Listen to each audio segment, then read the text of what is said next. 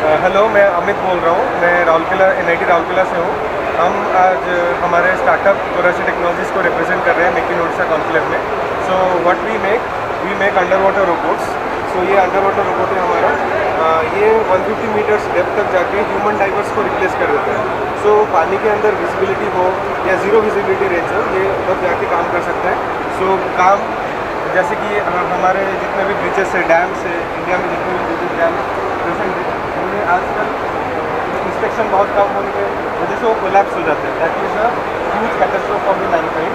So this robot can go there and inspect the cracks present in the dams और bridges. So what other things it can do? So it can also used for rescue operation. Like there are some places which are unreachable by humans. So it can go there and rescue the humans also. And it has the ability to perform in non-visibility range by using some sensors. It is remotely operated as well as it has wireless and tethered and wireless system. So both we make. And there is no limitation of the depth. This current model is 150 meters, and if we want some, huge depth. So let's say if we want to operate in oceans to monitor our coral fields or ocean beds, so we can increase the depth by changing the design features.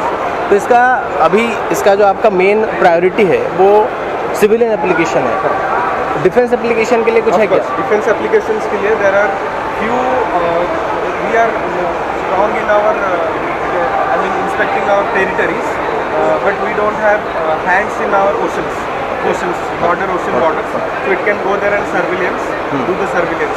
Suppose if there are any explosives that are being transported, mine counter measure के लिए transported illegally, so it can go there and inspect because it has no noise in water, so it can go there and inspect. इसका range कितना होगा? मतलब ये battery से चलता है या इलेक्ट्रिसिटी से चलता है? Like it depends on us. If we want to do some huge work, heavy duty work underwater, so it will be operated by power, onboard power system. And if you have some simple works like this is capable of doing anything that is so simple like pick and drop operation, taking water samples.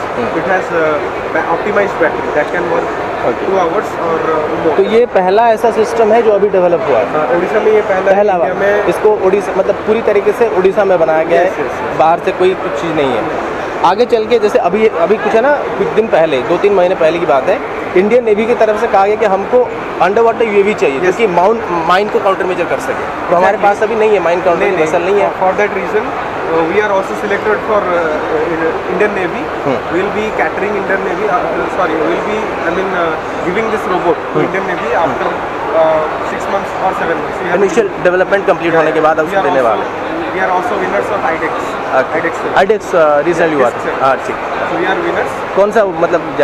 कौन सा वाला model जो आपका उसमें गया था? So the category was development of unmanned underwater vehicle. This one is the model. So we'll be developing an advanced model. Okay. ये बस ऐसे ही है, प्रोटोटाइप है? No, this is not a prototype. This is an industrial grade model. So it is also used for. It has been doing a pilot operation with central government. तो जैसे कि आप देख रहे थे, ये एक अंडर वाटर UAV है। उनसे मैंने कुछ सवाल किया था कि ये जो है किस तरीके से काम करता है, इसका एप्लीकेशन क्या होगा, डिफेंस सेक्टर में इसका क्या एप्लीकेशन होगा और इसको क्यों डेवलप किया गया। सबसे बड़ी बात ये कि इसको उड़ीसा में पूरी तरीके से डेवलप किया जा रहा है और अभी जो IDEX हुआ था 2022 का, उसमें भी ये जो थे RUAV कैटेगरी में इन लोगों ने उसको जीता था उस कॉन्टेस्ट को। अभी आगे चल के इसके और भी बड़े मॉडल जो इनका बनाने का प्लान है और नेवी को भी इसको ऑफ़र करने का प्लान किया जा रहा है। नमस्ते, मेरा नाम शुभ्रांशु रंजन दास है। हम VSCCOT बुल्ला कॉलेज से आए हैं। ये हमारा प्रोडक्ट है जो ROUV remotely operated under water vehicle है। हम लोग इसको एक सबमरीन की तरह बोल सकते हैं जो पानी के नीचे अप टू 10 मीटर तक जा सकता है और जो भी रिसर्च वर्क है जैसे कि एक्वेटिक लाइफ के ऊपर रिसर्च हो गया, कि हम लोग का मिनरल टेस्टिंग हो गया, कि हम लोग को मतलब ऐसा कुछ काम जो कि एक स्कूबा डाइवर को नीचे भेज के करना पड़ता था, उसके जगह अगर हम लोग एक बॉट भेज दें जो हमारा सारा काम कर सके तो वो हम लोग के लिए बहुत ईजी होगा। तो इसीलिए हम लोग ये प्रोजेक्ट इंट्रोड्यूस किया है। Thank you. तो ये जो जो है कितनी गहराई तक जा सकता है? सर ये अब तक हम लोग का 10 मीटर तक टेस्ट है। 10 मीटर टेस्ट है। और अभी क्या आप इसको एक प्रोजेक्ट की तरह डेवलप कर रहे हैं? Yes sir. आगे चल के इसका अगर कहीं पर सिलेक्ट होता है यस सर। तो मैन्युफैक्चरिंग के लिए कुछ प्लान है? सर हम लोग एज ए स्टूडेंट बॉडी तो हम लोग इसको मैन्युफैक्चर तो हम लोग तो नहीं कर सकते, बट अगर कोई इन्वेस्टर मतलब रेडी है इसको मतलब आगे बढ़वाने के लिए, बढ़ाने के लिए, तो हम लोग उनको ये दे सकते हैं। अच्छा, अभी फिलहाल कोई कंपनी की तरफ से सपोर्ट नहीं है? नो सर, नहीं, ऐसे ही डेवलप किया है। नहीं, आगे चल के ऐसे जो सिस्टम है ये कमर्शियल एप्लीकेशन आप भूल जाइए, डिफेंस में भी काफ़ी ज़रूरी है। Yes sir. तो उसमें काफ़ी ऐसे सिस्टम अभी खरीदे जाएंगे आने वाले 1 साल या 2 साल में, से काफ़ी सारे सिस्टम खरीदे जाएंगे। अब टू 150 to 200 मीटर तक जाने वाले जो है 100 से 200 मीटर तक तो उनका स्पेसिफिकेशन है, ऐसे RUAV जो वो खरीदने वाले हैं। तो अगर डेवलप कर सकते हो तो आगे चल के एक बहुत बड़ा स्कोप हो सकता है। अभी इसको जो डेवलप किया गया है किसी के साथ कुछ कोलैबोरेशन है, अपने से डेवलप हुआ? नो सर, पूरा टोटल स्टूडेंट बॉडी ही इसको बना। पूरा सारा डेवलप किया उड़ीसा में ही डेवलप हुआ? Yes sir. बाहर से कोई मदद नहीं है? और इसके बारे में बताइए, ये क्या है?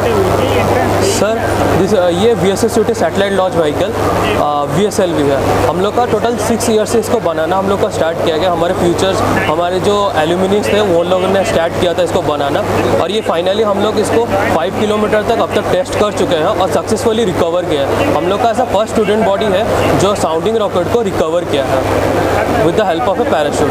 ओके, तो आगे चल के इसका जो है अभी आपने जैसे कहा कि स्काई रूट की तरफ से लॉन्च किया गया है, तो ऐसा इसका क्या फ्यूचर हो सकता है? सर एक्चुअली हम लोग जब प्रोजेक्ट स्टार्ट किए थे तो हम लोग का ये मतलब आइडिया था कि हम लोग को हीराकुद डैम का सेडिमेंटेशन लेवल चेक करना है। तो उसके लिए हम लोग को 40 किलोमीटर हाइट्स रीच करना था। तो हम लोग का वो प्रॉब्लम स्टेटमेंट के लिए हम लोग सोचे कि ऐसा कौन सा चीज़ है जो उतना हाइट पहुंच सके। तब हम लोग इस आइडिया पे है कि हम लोग के लिए एक साउंडिंग रॉकेट सबसे बेस्ट ऑप्शन चेक करेंगे। Yes, अब ये कितना ऊपर जा सकता है? सर अभी ये हम लोग टेस्ट किया 5 किलोमीटर तक।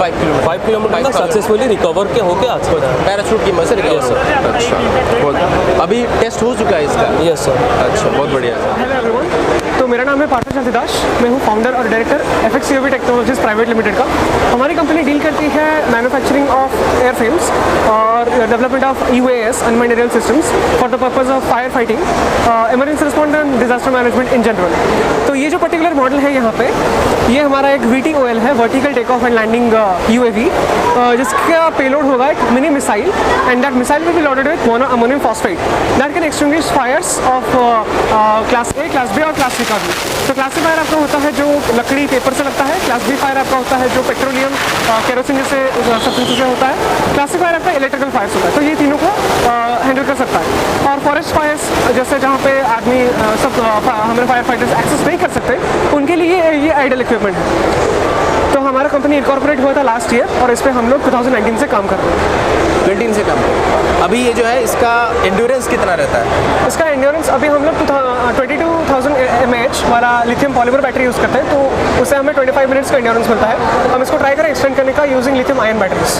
तो कितना हो सकता है उसका बैकअप? एक्सटेंड करके हम 1 आवर ले सकते हैं, 1 आवर से भी ज़्यादा ले सकते हैं। अभी जो है पेलोड कैरिंग इसका मैक्सिमम पेलोड कैपेसिटी कितना है? 3 kg है इसका। 3 kg के आसपास।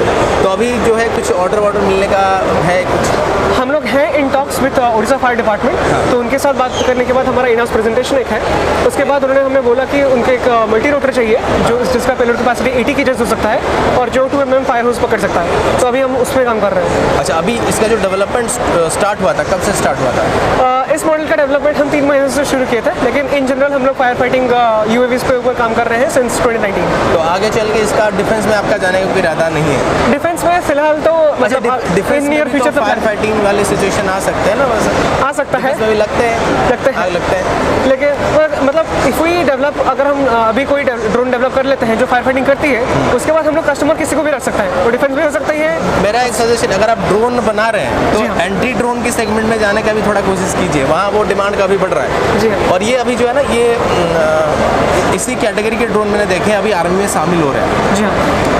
अगर आपका एंडोरेंस रहता है, वो एंडोरेंस मांगते हैं 40 से 60 मिनट का रेंज होता है, 15 किलोमीटर इसी कैटेगरी जो 15 किलोमीटर उनका रेंज होता है, उसमें पेलोड कैरिंग कैपेसिटी उससे 5 से 15 kg तक होता है, वो अभी इंडक्ट कर रहे हैं। अच्छा, वैसे अगर आप डेवलप कर पाते तो आपके लिए चांस भी बन सकता है। अभी मैन्युफैक्चरिंग कहाँ पे होता है इसका? मैन्युफैक्चरिंग इसका कटक में कर रहे हैं हम लोग, हमारा ऑफिस है भुवनेश्वर में। कटक में कहाँ पे होता है? कटक में बिडानासी में होता है। बिडानासी कटक। अभी इसके अलावा और कोई प्रोडक्ट नहीं बना, ये पहला प्रोडक्ट है? जी हाँ। अभी इसका जो मिसाइल का पार्ट में जो बोला, अभी उसको हम DRDO के साइंटिस्ट हमारे उनके साथ अच्छा, उनके अभी साथ इसको collaborate बनाने में DRDO, अच्छा DRDO कुछ साल पहले या पिछले साल ही क्या किया था ना, टेक्नोलॉजी ट्रांसफ़र किया गया था कई सारे स्टार्टअप कंपनी को, ऐसे अपने डेवलपमेंट जो थे उनको दे दिया गया था। तो आपके साथ भी कुछ शेयर किया गया था? नहीं, हमें तो उस टाइम पे इतना कुछ अवेयरनेस नहीं था। अच्छा। हम DRDO के साइंटिस्ट से मिले थे। हम ग्रेजुएट हुए अभी 2022 मई में, तो उसके जस्ट कुछ महीने पहले लेकिन फरवरी तो हमारे आए थे। हम एक डेफ एक्सपो हुआ था हमारे कॉलेज में ही हुआ था, टेक्नोलॉजिकल फेस्ट में, तो वहाँ पे आए थे। तो वहाँ पे हम मिले थे, हमने दिखाया कि हम ये इतना प्रोग्रेस कर चुके हैं।